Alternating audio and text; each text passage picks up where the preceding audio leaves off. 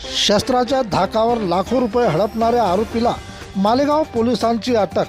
मालेगाव तालुक्यातील मेडशी बायपास येथे 10 नोव्हेंबर रात्री 9 वाजता सुफियान जान मोहम्मद कुरेशी वय 25 वर्ष घोलियान मोहला बागपत उत्तर प्रदेश याला 4 अज्ञात व्यक्तीने शस्त्राचा धाक दाखवून 45,000 नगद व ऑनलाईन 1,20,000 असा एकूण 1,65,000चा एवज घेऊन लंपास झालेल्या आरोपीची मालेगाव पोलीस स्टेशनला 15 नोव्हेंबरला तक्रार देण्यात आली.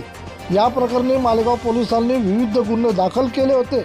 त्यानुसार मालेगाव पोलीस स्टेशन अधिकारी राजेश खेरडे यांच्या मार्गदर्शनात पोलीस उपनिरीक्षक रवी साहेबेवार यांनी आरोपी रणजित गोपाल गावंडे वय 29 वर्ष आडोसी पोस्ट पारस तालुका बाळापूर जिल्हा अकोला, सय्यद करीम सय्यद अमीन वय 30 वर्ष राहणार पारस यांना अटक करून त्यांच्याजवळून एक मोबाईल किंमत 33,000, एक अन्य मोबाईल किंमत 5,000, 30,500 रुपये नगदी तथा 5 लाख किमतीची पांढऱ्या रंगाची कार जप्त केल्याची माहिती मिळाली असून त्यांना न्यायालयात हजर केले असता न्यायालयाने आरोपीला पोलीस कोठडी 2 दिवसाची सुनावली असल्याची माहिती मिळालेली आहे.